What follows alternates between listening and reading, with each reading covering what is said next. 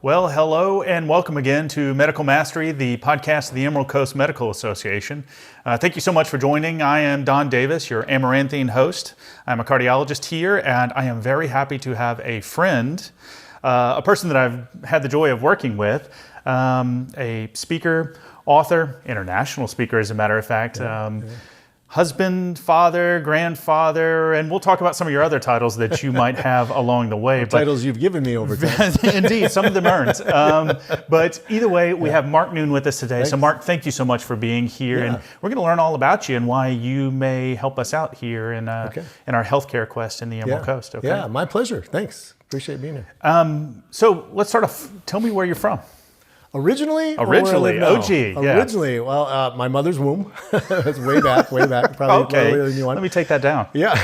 I grew up in the Upper Peninsula of Michigan. Oh. So we're talking like almost Lake Superior. Yeah, I've actually heard of this. I'm such a Southern person. I didn't even know about the Upper Peninsula until some friends said it's a great place to vacation, apparently. Yeah. Well, so people say Northern Michigan, that's like the northern, they do this in Michigan. They tell you where they live. Well, Yes. I live way up here. So it's, the Great White North is not an understatement. 300 inches of snow a year, that whole thing. It's about 300 more than we have here, but either way, okay. Yes, other than last year. Yes. So 296. Yes, all right. yes, yeah. But, that's where I grew up. But, I haven't been back there. I've been back there, but I haven't lived there in more than 30 years.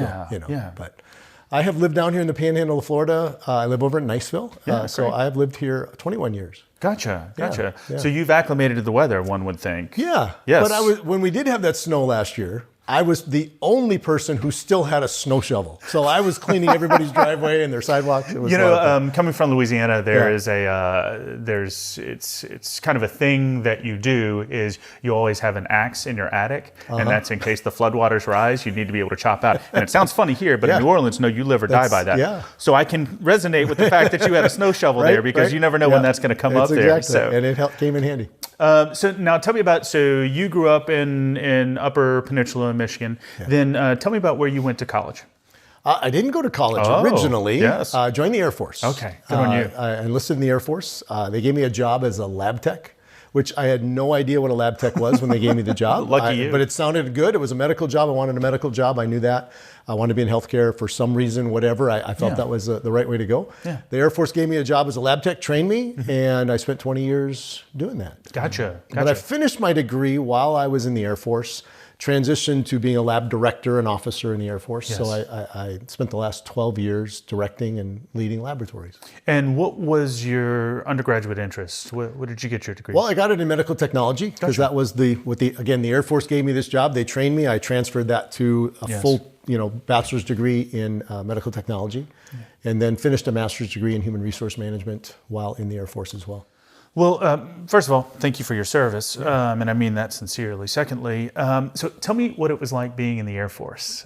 Did you enjoy the rigor, the discipline, everything that usually comes? When I joined, it was funny. I had friends who said, "Why are you joining the Air Force? There's too many rules, too many regulations." I hate those kind of things. I am a non-regulation, non-rule following person. But the Air Force was good because it taught me a lot of the discipline that I didn't have. It brought an excellence, I think, to my work, my life. But it was really outside my behavioral style, outside my personality, even being in the laboratory. So I'm in the laboratory, which is very detailed, very data analytic place. I'm in the military, which is very regimented. So that was totally outside me. So there's a lot of flex in that. But it taught me a lot of things that I have even put in place in my leadership training and coaching that I do now. Even the protocol and organizational structures and things that are missing in a lot of medical practices, a lot of industries. Yeah, I'm just in having been able to interact with you over the past year plus, that doesn't seem like your style necessarily to be so regimented. So it's kind of interesting to see that as a formative time in your life that kind of made you more regimented. So for example, do you set an alarm clock every day? I do. You do? I get up at the same time every day. I go to the gym. I have a routine, a workout. When I'm home, I travel a lot, so I don't always get in that routine. But I'm very much, although my internal clock, I think, gets me up as well. But I have routines that I still follow that work well for me. So when you were lab director, or as you matriculated from lab tech to lab director, how did you find yourself able to do that? I mean, obviously you showed some propensity towards being organized and be able to lead some folks there. How did they come to you and say, hey, you're really doing well here, we want you to progress? Great question, because that's the question that I've answered over the last now 30 years and wrote a book on, is really this idea of, we do this in the medical world a lot. We say, you're a really good nurse. Yes. Let's make you the charge nurse. Yes. Okay, that makes sense in a progression of things. But how do we train people to be a charge nurse? We then say, oh, how would you like to be the nurse manager? And great, next progression in the scale. How do we train them to be a nurse leader? Right? Yes. Being a manager, managing the day-to-day. We don't train them. We just go, hey, today you're really good at this. Let's tomorrow make you the leader.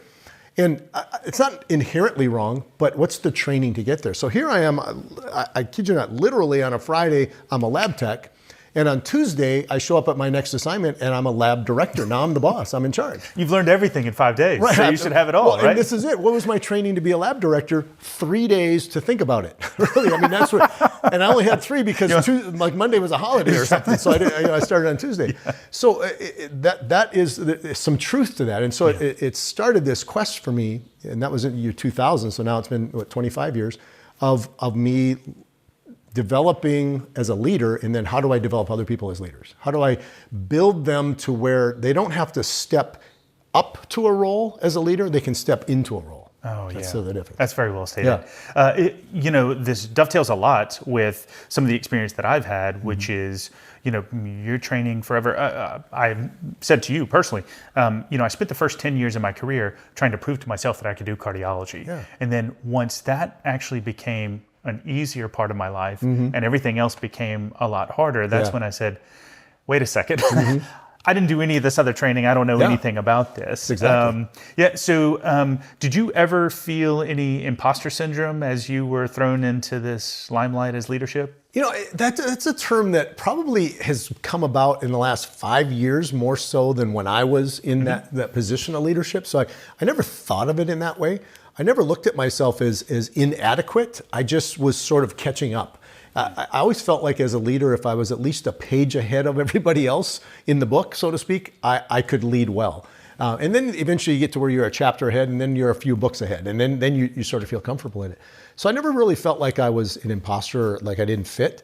I always felt like I had the skills, or at least the ability to learn those skills and came to where I could be ahead of the people that I was leading. So where did you start? What were your resources? I mean, this is not, sure you can iterate and throw your head against the wall and then eventually learn what works, but there had to have been some resources that you had started with initially before you were able to carve out your own path. Yeah, just the books, the typical leadership books that are out there. John Maxwell, of course, was a big one at that time. There's a lot more now. I think you have a lot more access to resources like that. But he was really, his books were probably the foundational elements of that. And then it's really how to take bits and pieces of that and begin to put it into practice. And then after putting it into practice is how do I then begin to help develop other people? Yeah. And that's sort of that lifelong quest now.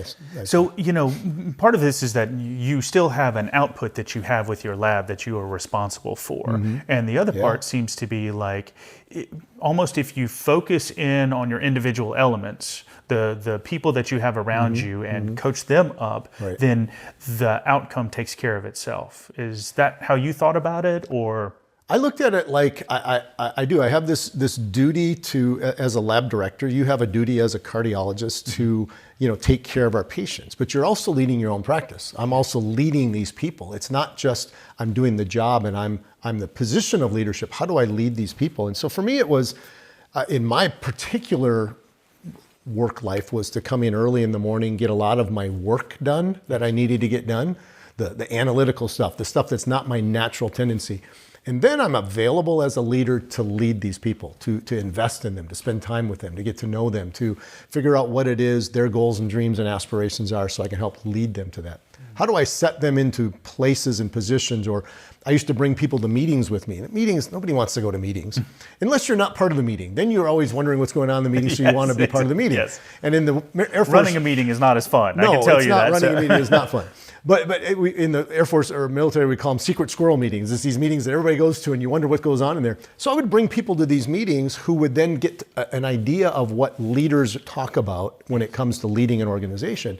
And so that helps set them up so they can become leaders themselves. So that's where, for me, it was that investment in them as people, but I had to do that by taking care of my business, the managing part of leading, at a different time.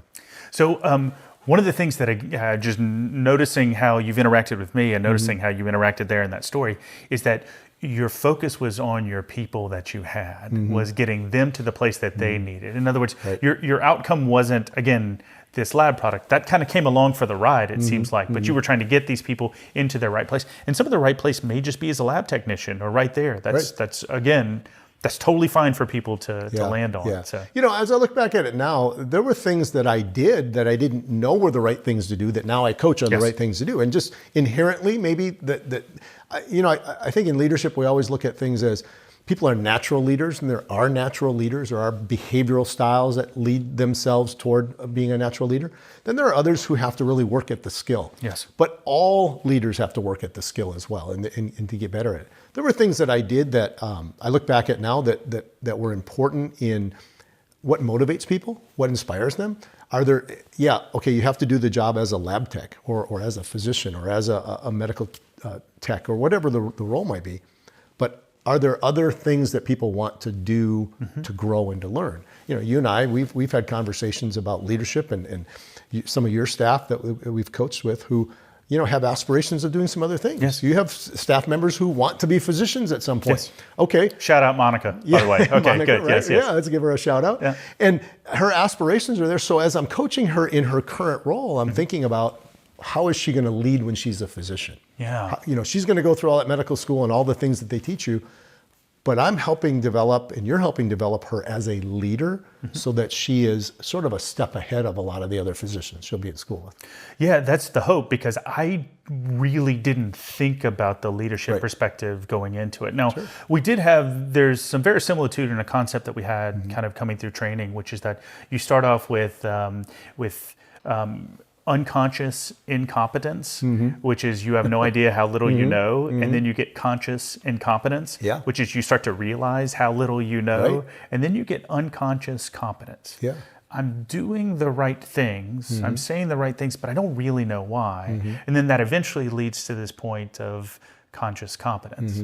I know exactly why I'm doing this right thing. And that's really a transition. It doesn't come in hard, discrete units. You kind of develop that over time. And, sometimes there's still some times where I'm happy that my brain and mouth said the right things when in reality I was like, oh, okay, that ended up being the right thing. So it's nice to hear that this happens in other fields as well. It happens in every field. And that's the fun thing now. I worked in healthcare for such a long time. I coached in healthcare for a long time, and now I'm coaching all different industries in addition to healthcare.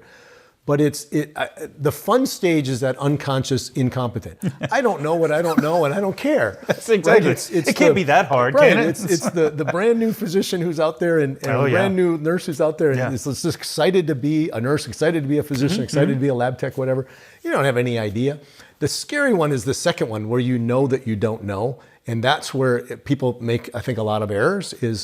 I think I know I don't know this, but I'm just going to jump ahead. Right. And it's where they need the most coaching. And then it's fun to get to that sort of where they know that they know, but they still have to think about it. Yeah. Because those are people that are also very coachable.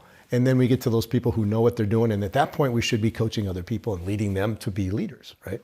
It's really, and it becomes a force multiplier down from wherever you start. And it does. That's kind of the way that I've thought about how you've worked, is you're kind of a force multiplier into the field. Like you distribute this information, and then it kind of adds on from there and multiplies from there, as a matter of fact. Yeah. So take me through your transition from military life.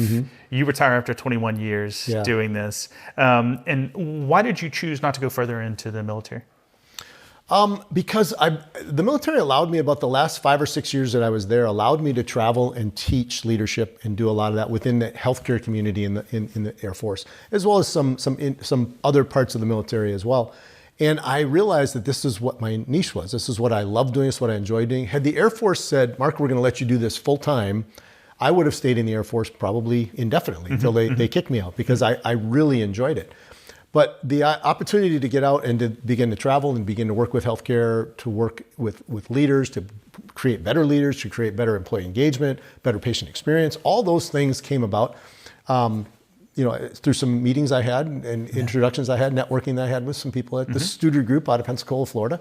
And I jumped into healthcare coaching and consulting and have been on that for a long time. So let's pause there for a second. So 21 years after being in the military and matriculating upwards, and then you decide to break out and go join the Studer Group. Yeah. So tell me about that. What was that? Were you scared at all? Did you know that this was the right move for you? How did that conversation go with your wife? All the things. Yeah, there's a thing when people, there's a certain amount of time you spend in the military where transition becomes harder. And it's typically 8 years and beyond. Every year it gets harder and harder to transition out of the military. It's like why a lot of people, when they retire from the military, they immediately go back into a civilian job in the military, a contractor or government employee, because it's easy. And it's a lot of them will do the same job. Like I could have gotten out and become a lab tech in the Air Force, or a contracted civilian lab tech. Been easy, same job, different uniform, right? Sure. Getting out and going and doing something else is very scary. It's a learning curve that was big. I've been in healthcare for 21 years. Right. I didn't know healthcare because civilian healthcare, military healthcare are very different. Indeed. There's a lot of aspects of it that are very different. Even though taking care of a patient is taking care of a patient, there's a lot of other things, as you know, a lot of business things. There's a lot of government things that interfere with your ability to take good care of patients sometimes. I say interfere. That was well stated, actually. I appreciated that. I had a lot of thoughts about that. It can be interference, or it can be a roadblock in some ways. But the ability to that first year when I got out, the transition was so very difficult. I didn't expect it was going to be, because I'm a high-producing, highly productive military officer, and thinking that I could walk into this civilian job and just excel. I'm hired with other people who are very, very good at their job, but they all had civilian medical experience. And so for 7 months in, I'm having a conversation with my boss that's one of those difficult conversations where she says, "I'm not sure you're a good fit here." And I asked her the question. I said, "Am I going to lose my job?" And she said, "You might."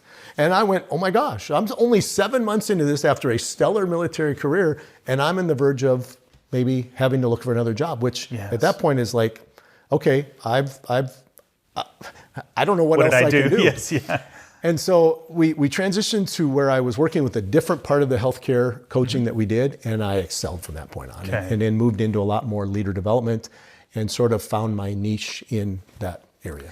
So I really love to hear this, and this is going to sound a little cynical, but I love to hear people that I really respect that have had hard times. Yeah. Because there's a George S. Patton saying, which is, "I don't judge a man by how high he reaches. I judge a man by how high he bounces." And those are the real roadblocks that I try and talk to both medical students and everyone else, is that you're going to hit some adversity. It's how you react to that adversity that really defines you. So it seems like you took that and kind of ran with it in a good way. It was hard. It was real hard. Again, a stellar military career. I'm on top. I win every award there is in the military, and I go to this place, and I'm thinking I'm a high performer, and you get with a bunch of other high performers. And let me tell you, Studer Group at the time, for sure, hired the highest performing people you could find. And so now all of a sudden these high performers are your peers, and you're not a high performer anymore. You're a middle performer.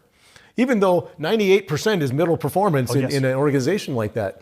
But what I learned in the area of leadership with this, and I had a terrific boss. Judy was my boss then. Judy, if you ever listen to this, I shout out Judy. We'll shout about you to the end of time.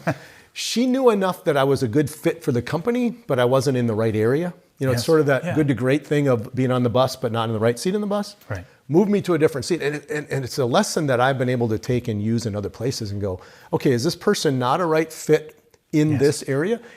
I'm sure you saw this in healthcare, or in physician training. You go in and a physician is you're going to be a cardiologist, and you go, I'm not sure you're a good fit as a cardiologist, but you might be better as a pediatrician. You might be better as a oncologist, whatever. Yes, that's right. And hopefully that's determined early enough in your medical career that you don't get honed into it to the end of residency and go, yeah, this isn't a fit. Now what do? You start that happens, by the way. It does. I'm sure it does. And people transition. Yeah. So and I saw it even in the military. I remember one doc who, a flight doc, had. We say this in the South now. I've been in the South long enough. God bless him. Bless his heart, right? Bless his heart. Yes. But he did not. Be very leery when you hear that saying. He did not fit as a general practitioner. Yeah. He just wasn't that great with people. And so he eventually went in back to do a residency in an area that was a little less people front as a physician, and I won't tell you what the area was, but it was a Is better it radiology? fit. No, I wouldn't say that because I know Lindsay's in radiology. We may It was talk not about that with her. but Anyhow. there is some of that for Yes. some. But there are other aspects. It's like you don't do well with live people, go become a pathologist because then you can deal with dead people. Exactly. Right? They always get the answer right. They So always do. no, But that was but he had to go back to another 3 years of residency to be able to do that, or whatever training, right? yeah, and finding that kind of transition point is really key for finding the area where you feel like you really resonate best with everyone is really great. So you're doing this, and I also I found some similarity there with going from undergraduate for the most of my physician colleagues. Undergraduate training was fun. It was, don't get me wrong, we had to study, but it was not incredibly challenging. It was really fun. There was a lot of good fun stuff to do. I found out, I told you before, I think that, I had been partying pretty hard, and then I called my parents and they said, hey, you're getting great grades. And that was the only conversation. I was like, I can't believe that this is actually happening right now. So then you transition to medical school, and now you're with a different crew. Right. These people who are hired, they all felt that way about undergrad. And then again, as you further on in training, internal medicine residency, and then cardiology fellowship, these people are just sharp across the board, and you're going to have to mind your P's and Q's. Yeah. You may have been great before, not having to put a whole lot of effort. Now you're going to have to put in a lot of effort, and still may not be great. Right, exactly. It's hard when you get with those. I don't know if I've heard you told you this saying before about how in medical school the top third of the class make the best professors, the middle third make the best doctors, the bottom third make the most money. That's a truism there. Okay, so all right, so you're at the Suter Group. How long were you there? 8 years. 8 years. Okay. So tell me about the transition point where you decided to move on from there. Well, it wasn't a decision that I made. Again, another difficult moment in time where 2020 happened and a lot of things changed in how we travel. There wasn't a lot of travel. I was traveling 40-45 weeks a year. Now all of a sudden we're doing everything virtually. If we are traveling, it's very limited. Yeah. And so they did a downsize as a company. They had a couple of years before that had been bought out by another company, Huron Consulting, and they decided to lay off like 140 people. And I was one of those people. And fortunately for me, one of my speaking agent colleagues was, I say fortunate for me, not fortunate for her, but fortunate for me, she got laid off at the same time, went to work for a speakers bureau, took me along with her, so I was able to continue to book speaking events from 2021 on, and sort of kept me in that world of traveling and speaking. And then partnered with a couple folks in my local area who were doing some leadership work and formed a company that now does leader development and coaching as a full-time business, but in all sectors of industry. So we work with government contractors, we work with industrial contractors, we work with medical folks, all different kinds, real estate folks. Yeah. Any of them, because leadership is leadership. Leadership is leadership, and it's almost irrespective of the widgets that you're performing at, which is something that I found interesting because, I think your book of clients has a bit larger revenue than perhaps my measly practice does. But either way, you can kind of find some commonalities there of things that, frankly, we get wrong oftentimes. Now, before we go into that, because I do want to talk about your current business and everything that you're doing there, but again, I like to hear about that adversity. Not that I want to bring up any bad things that have happened in your life or all of them. Let's talk about all of them. No. But I want to make sure that we kind of sit there for a second. That's another hard block. And you have to have thought at the time, what am I going to do here? I had been successful. I think I found this niche of things that I really like. And then all of a sudden to find yourself out. How long were you looking around before you got up on something? It's interesting that I started the business. We actually formed the LLC as a business just before I got laid off, not knowing we were going to get laid off, just as a sort of a part-time secondary opportunity. It was very much that. But too, having your own private practice, building your business is not an easy thing to do. Yes. You have to find somebody who's willing to hire you or to have you see them as a patient. And then hopefully they refer you to somebody else and refer you to somebody else. And you and I both have a common friend that actually introduced us who, brought us the first business that we had as a company. I want to stop you there and say that he said he would increase my property taxes if I didn't mention Chuck Perdue's name. And so I don't think that's legal. Is that legal? Can we check on that, Chris? Either way, and this is, you also bring up something here, which is that there is a word of mouth business that really gets you out there. But there's also marketing aspects of, I don't even know how to market. That's, again, shout out Chris and Curiosity Marketing. Like that is an idea of getting you your name out there, because you could have all the talent in the world, but you have to be able to show people. So what was nice is I had my speaking agent, Genevieve, who brought me along to this other agency. She put me out there to where I was traveling and doing some speaking. So that sort of gets the name out there and then helps to build the business, which it has. But that networking of people that you just say, hey, come help us, we come help. And then all of a sudden he refers us to somebody else, refers us to somebody else. And now, you have this good vein of business, just like your patients. You can advertise all day long that you're the greatest cardiologist anywhere. Which I do. You do, and you are, of course. But, second best. But the word of mouth of your patients is what's really going to build that business. Yeah, it is. So you have now, you've transitioned into this new business. There's, again, some more adversity.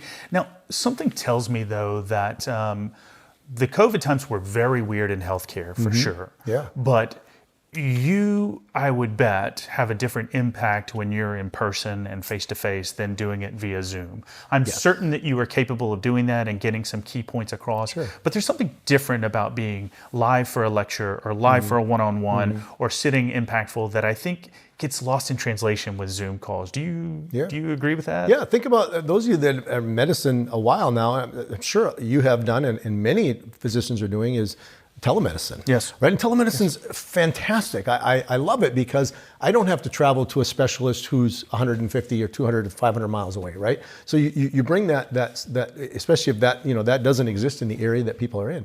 And I saw that a lot when I worked in a lot of rural healthcare. Telemedicine was wonderful. But it doesn't give you that personal aspect. It doesn't give you that face-to-face. You're not putting your stethoscope on their chest. Right. How do you actually hear and know what's going on? That's the same thing in coaching is, I do virtual coaching. I do virtual speaking.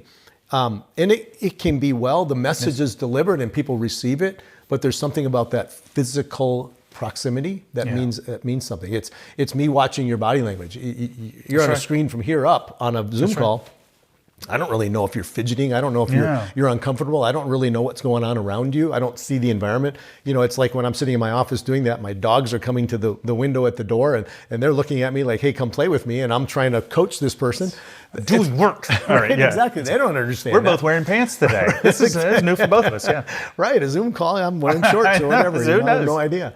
But there is something about being in person. There is something about that tangible touch. Even our coaching clients, I travel up to New York almost every month, upstate New York.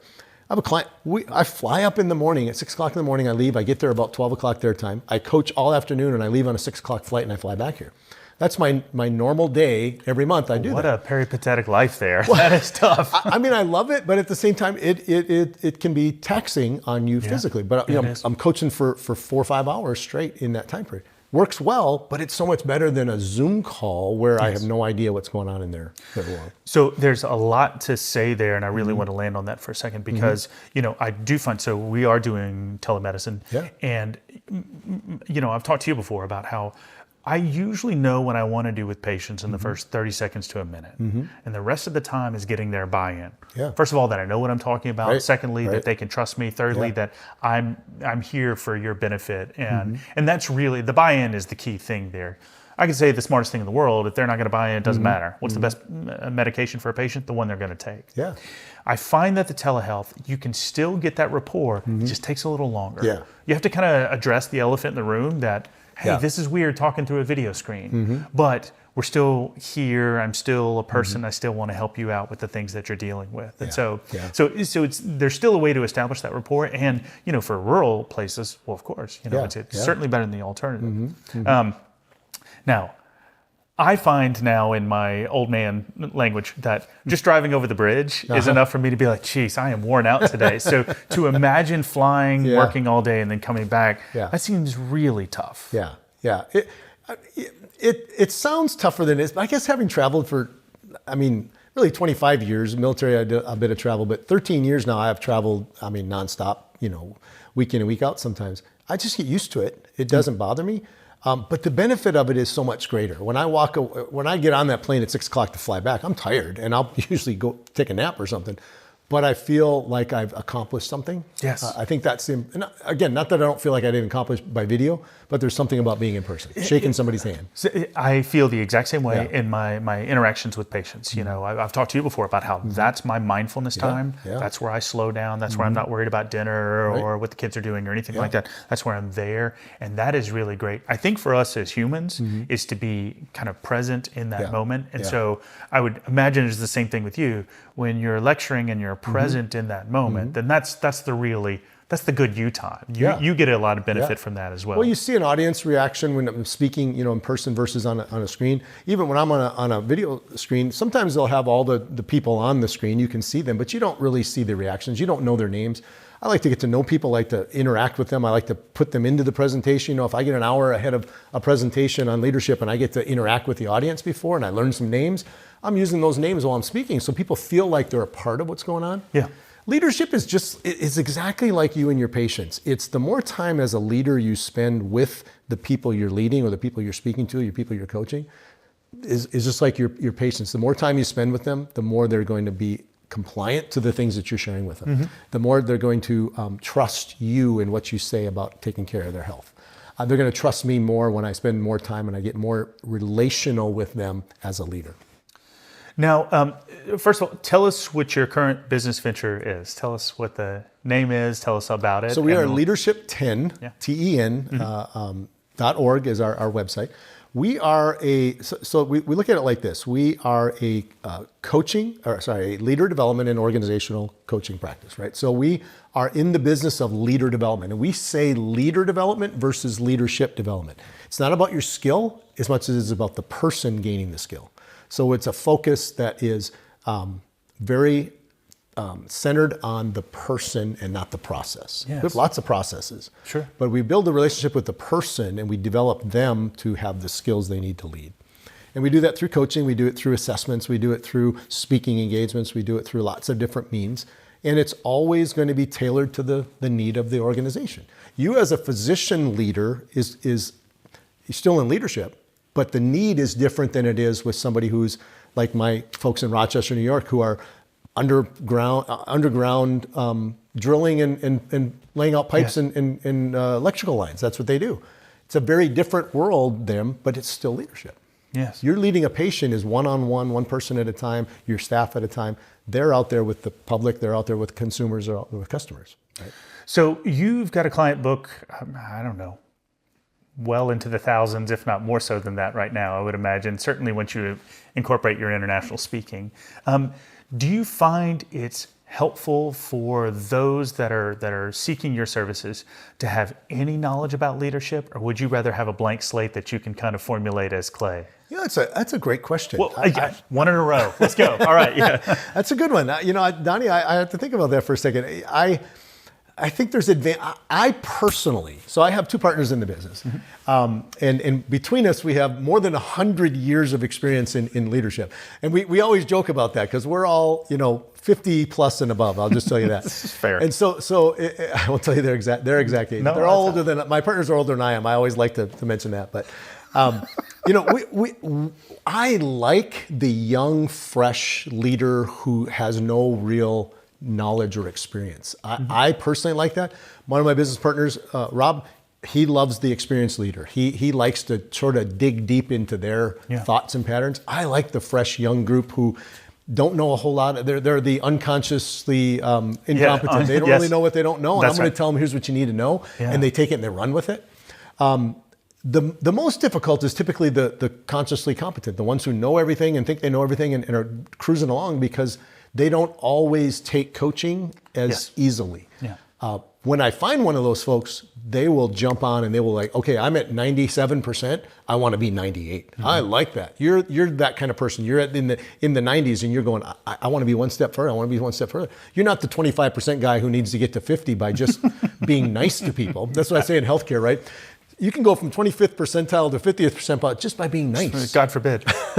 Some physicians could learn that lesson, by the way. That's why I use that, right? If you could inculcate them, that would be very helpful. All the people watching this who are medical folks know HCAHPS and they know CG caps and all those measurements, and they know they're ranked on these scales.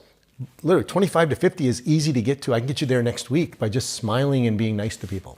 getting from 95 to Affability. 96, Yes. that's a hard work. Yes. So I like the kind of lesser competence because I can throw them into a lot of work at one time. Yeah. Yeah. So I agree with you that affability is really going to get you a long ways. And there's a constant kind of fear that is omnipresent in our world about being sued and litigation that comes from that. Yeah. And time again, evidence, research has shown that the nicer you are, then that is going to tend to make better outcomes for you in that kind of world. Yeah. So just being nice alone can help. Now, having some competence behind that can be helpful as well. You have to have both. There's no doubt. I mean, when I'm looking for a physician for whatever specialty, do I want competent? I absolutely do want competent. Yeah. But I also want somebody who is relatable, somebody who's not just going to, give me straight answers that are out of the book and don't have any idea of what's important to me. Yeah. Right? I think in healthcare,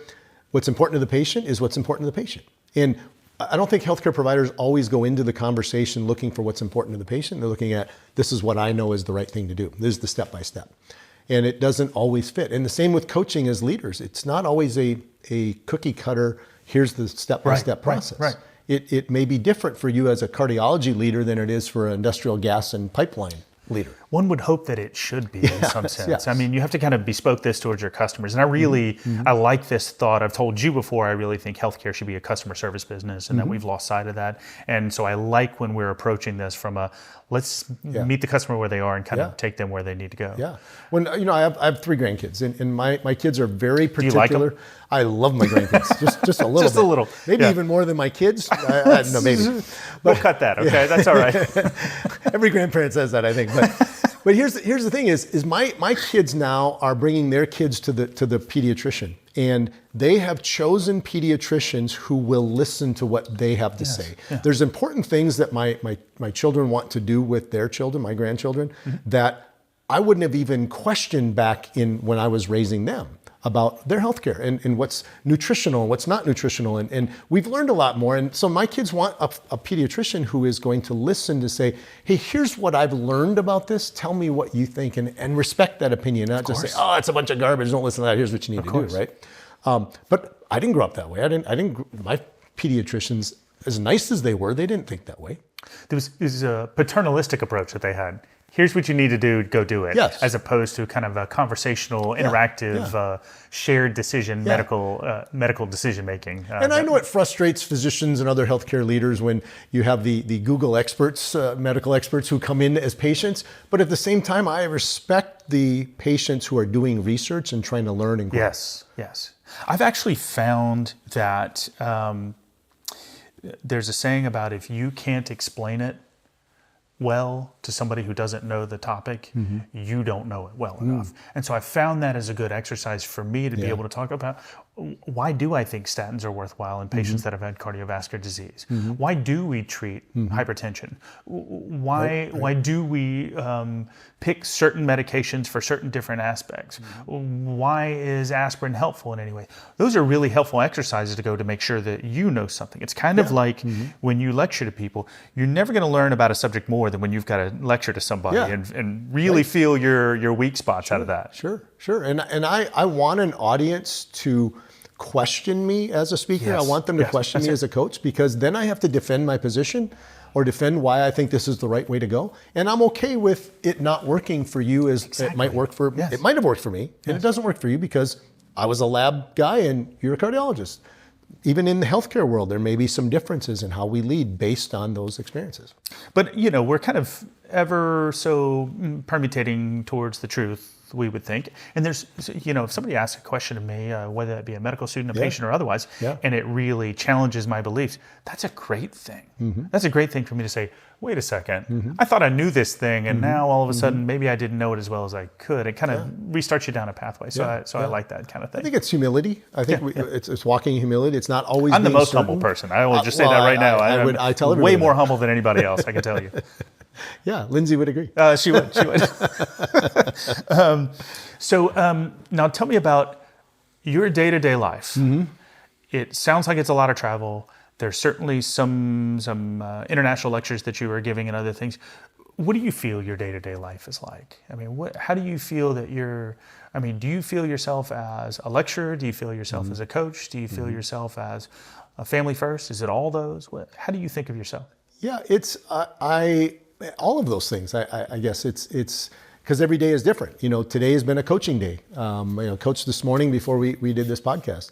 I'm coming back in 3 days to Panama City to coach some more. It's end of the month, next month I'll have a couple of speaking gigs. So it's a combination of all that, but it's also days when I'm at my home office and I'm learning and I'm growing and I'm reading, or I'm hanging out with the dogs. I love what I do in all aspects of that, and it's so flexible every day. There are times when I have coached 6 people in a day, which is incredibly taxing. Yes. Because it's an hour to an hour and a half for each person. But at the same time, the next day I don't have anybody to coach. And so I'm at home in my office and I'm relaxing and I'm learning other things, or I'm preparing for something else, and I don't have that pressure on me. So it's not that day-to-day pressure. It's very flexible. I can arrange things typically how I want them to be. Yes. Typically a speaking event is on a certain day, and so I sort of schedule everything else around that because of the travel that's involved. But other days I can, I'm coaching you or whoever, I say, hey, this time work on this day, and you say yes, and I say, okay, we make it happen. One of the other things that I've loved about dealing with you and interacting with you is that, in the one-on-one, it's really great. It's interactive. It's a way for me to think about business and talk and think about leadership and just talk through some things. Yeah. Every single time I speak with you, there's some eureka moment where I'm saying like, oh my goodness, why didn't I ever think of that kind of thing? And so that's great. But also having you come to my practice and speak to my group at large, that was a different experience for me to see, first of all, how they would interact. It was a little bit of an experiment to see how they would do it, but also to see the insight that you brought, and to see that eureka moment come over them was really nice. Yes. And to see their buy-in into the whole process and have me thinking differently about how I really want to interact with my team there. Yeah, it is. I love doing the workshop with your guys. I love doing the medical practice workshops where the whole team is together, because I bring things in that and talk about things that they don't think about from other people's perspective. We talked about how I love to do the role play where you have a patient come in and you watch how they interact with the front desk and how they interact with the med tech and how they interact with the nurse and how they interact with the provider, and everybody gets to see that and learn how it happens, because you're in the back working with the patient. You don't see the interaction at the front desk typically. We're siloed. Yes. Right, and so you don't know what's being said, you don't know what's being done, you don't know the experience they're having necessarily. You be able to see that when you role play it and then begin to talk about it. And I love that some of your providers really latched onto some ideas about how to interact with patients differently. And it is that eureka moment. It's like when your patients come back, the next month for their checkup, and they've done the things that you've asked them to do, and their health is better, they're stronger, they're happier, they're whatever increase, and you go, oh my gosh, they got it. That's a feeling that almost can't be described sometimes, because that's what you're looking for. You're not just looking for, okay, they don't come see you anymore because they're healthy. You see the progress. You see what's happening. You have that eureka moment. Your providers, other people, they have that eureka moment. You walk away and you go, wow, I made a difference. I felt like I did something that That's changed. Exactly it. And boy, you really nailed that hard. Yeah. When patients come back, and it's not me convincing you that you feel better, when they come back and say, man, I'm feeling a lot better. Yeah. That's the best thing, because you say, yes. Yeah. Now we're moving in a good direction. Right. So, and implementing one or two of the things. Several of the things that you have advised me to has been one of those really revealing moments of, well, of course I should have done that from the very beginning. And of course it's got, I can see the difference. And so occasionally it's nice to know that you know what you're talking about here. Well, and it's funny, especially a lot of higher executives, CEOs, those folks that I coach, it's almost, most of them know what to do. Inherently. It's getting somebody to sort of flesh it out for them and go, yeah, I should be doing it, but here's how I need to do it. And then it's the consistency of that. I have another CEO that I coach right here locally who it's that exact conversation. Every time it's like, yeah, I should be doing this. I say, well, what's stopping you?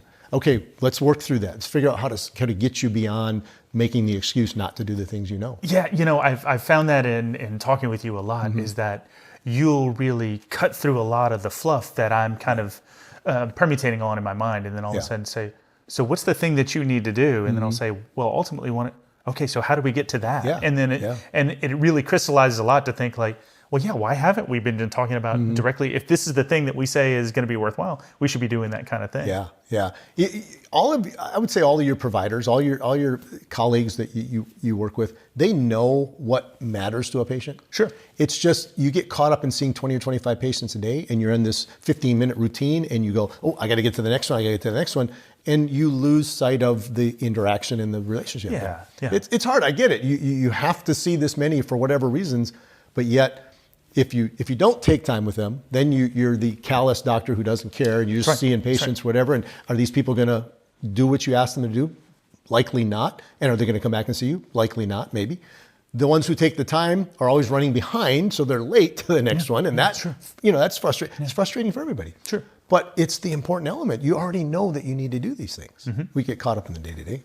We do. Yeah. And, healthcare is not the same as building an iPhone.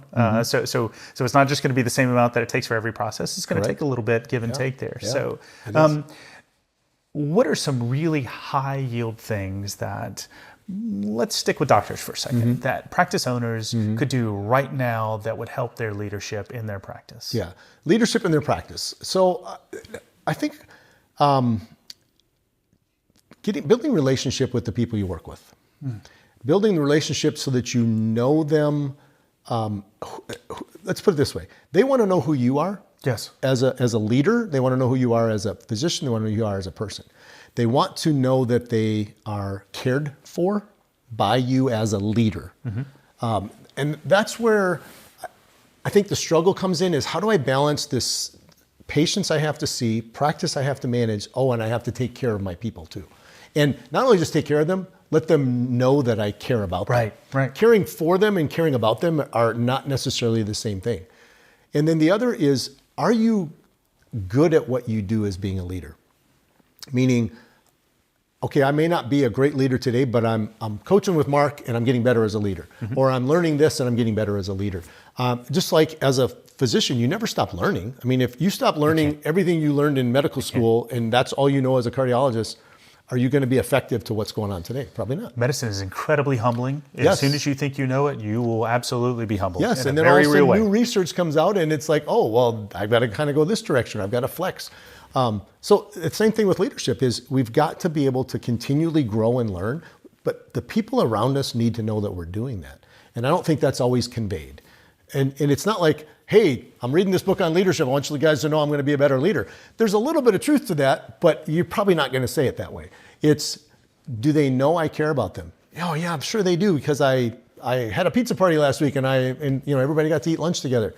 Okay, that says that in a way, but does it say I care about you as a person?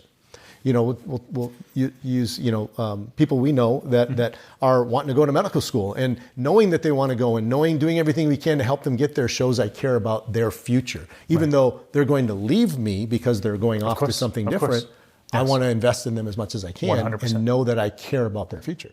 That's that element. And it kind of harkens back to what you had said initially as the lab director, where you find the people and you want to get them into the position that they want to be in. That ultimately is a really good leader, I think. And sometimes that means they're going to leave. Yes. Sometimes that means they're going to do things that are outside of your business. And I think as leaders, we struggle with, well, if I train them and they get really good, they're going to leave and go somewhere else. Yeah, but if I don't train them or I don't invest in them, they're going to be horrible and they're going to stay here. Yeah. So either way, I'm going to lose them or I'm going to lose something, right? One of the highest yield things that I think you ever gave to me was to really focus on what my purpose was. What's our meaning? Can you maybe talk a little bit about that? Because I think that is such a high yield thing that once that crystallizes, a lot of the other pieces kind of fall into place. I think as a physician owner, as you are, as a leader of a physician practice, and even if you don't own the practice that you're in and you're working there, still some of those things apply. What is the vision? Where do we see ourselves? Is our goal just to treat patients every day, or is it to create a healthy living environment for our patients? It's that kind of a difference in mindset.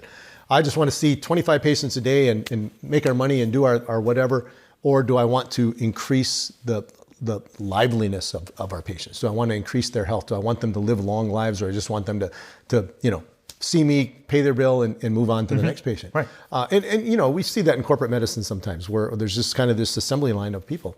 And you and I have had this conversation about purpose. What is it we see? Where's the vision where we're going to go? even with your staff, you take your team, you may have this vision of, I want to have 7 cardiology practices across the panhandle of Florida, and your team goes, I don't want to work that hard. That's not what I want. Yeah, right. I don't want that. I just like our little group right here and just us. Okay, that doesn't mean they're a wrong fit, but it lets them know that you've got vision that goes beyond, and do they want to be a part of that team? And if they do, great. If they don't, that's okay too. But if they do, how do I get them there? How do I lead them up? How do I grow them? And if you find that right match, you're going to get better outcomes for you in your practice and everything else. You have an office manager who runs the business for you, who excels at that. Shout out Oscar. Yes. Yeah, Oscar, right? Yeah. So and he has got that same vision as you do. He wants to see it grow and expand, and he wants to be there with it. You may have teammates who don't want to do that. That's okay. We can still find the right place for them. That's right. But I'm going to invest in some of these other people who really want to help us grow as well. I've said about Oscar that he's more important than any of us. If we die, somebody could fill our place. If he dies, oh man. All right. Mark, you ready for some rapid fire questions here? Okay, some quick ones here. All right. Who's the smartest person in history? In history? Yes. The smartest person? Mm-hmm. Wow. I didn't expect that question. I know. I'm coming at you, okay? Wow. Sorry to be a jerk. I couldn't even begin to tell you. Smartest person in history. You can say me if you'd like. It's not going to be right. Well, you're second. Second. I don't even know how to answer that question. Great. Okay, fair enough. If we can live to be 1,000, should we do it? Historically, 969 was the limit. That was Methuselah. Methuselah, Genesis. Yes, yeah. People lived to hundreds and hundreds of years. Yeah, Methuselah, yeah. Hundreds and hundreds of years. I think it would be fascinating to... I wish we could, I don't know, living to 1,000. I certainly wish we go past 100 and 120 in that area. I mean, that's kind of the extreme right now. I wish we could live a couple hundred years. Well, I want it healthy, active living, not just age. I don't think they made it to 900 years old without being healthy and active. I don't think it was like, from age 600 to 900, they just walked around with a walker. Decrepit, But I think healthy living. I think even as we go to 120, 130, 140, I think healthy living. I think we can do that if we begin to do the right things early enough. I totally agree with you. I think we've limited ourselves in the last 50 years as to how old we can live. Even though I know our age span is longer because of good health care, I think there are a lot of other things that we can do nutritionally and health-wise that to increase health span. Yes. Without and healthy health span. Without just fixing diseases, preventing them on the front end. Correct. 100% agree with you. Okay. Yeah. How about, do you want it too cold or too hot at night? Oh, too cold. Agreed. That's the right answer. It's the only right answer. At my house, if I'm going to have icicles on my nose in the morning, my wife hasn't got the temperature low enough in the house. So she's the type of, it's like 59 degrees in the house and she got 8 blankets on top of her and she is loving it. Oh, no, that's great. That's great. That's the way we should do it. Okay. What's one thing that you would tell yourself as you were starting your career in the Air Force, if you could go back in time? Excellence. For me, excellence. When I joined, excellence was not something that I looked at. Everything was good enough. Close enough, good enough, that's enough. I learned excellence through a lot of mistakes, but I learned excellence because people taught me excellence. And I grabbed a hold of that. I said, Vince Lombardi said this, we're always going to chase perfection. We're never going to get there, but we're going to grab excellence along the way. And that's where I want to be. I want to chase excellence. I want to do things in a way that's right, not just good enough. And that was the young version of Mark Noon was good enough. I might actually have to retire that question because that's the best answer that I've had already. That's great. Is there a current medical therapy that we have now that you think we're going to shudder at that we were doing 15 years from now? That we're going to say, I can't believe we were doing that thing. There are a lot of things, as knowledge has increased, I think in the last 4 or 5 years exponentially in the area of medicine and health. I think I wouldn't say something specifically because I think I would get myself in trouble. Fair enough. I'm going to let you not get yourself in trouble, but there are Let's go to this side of it. Let's say if we can increase the people taking care of themselves without first going to see you as a provider, I think we would gain exponentially in reducing the number of visits to the doctor, which is really the goal of health, should be reducing the number of visits. I want to put myself out of business. That would be great. That would, and you and I have had that discussion before, but that's not always the philosophy of medicine. So I think there's a lot of that I say it like this, if the first question your provider doesn't ask you when you come in is what are you doing to take care of yourself before the medicine issue, I think we're doing a disservice. Great. One last one here. Yeah. What books are you reading? I am currently reading, I am not in the middle of a book right now. In fact, I just looked at the top 10 bestsellers on Amazon yesterday, as a matter of fact, to say what are the books I'm going to buy and line up for this next year. So I do not have a book that I'm currently in the middle of. Oh, well, you're going to have to find I know, something. that's as a leadership coach, that's something you're not supposed to say, but I'm just being honest. It's the end of the year. I finished my books. I'm waiting until the first of the year to start the next section. Maybe you could reread or do a new draft of your book that you released. Well, I have books that I am working on writing, yes. But I am not currently reading a particular book at the time. Okay. Yeah. All right.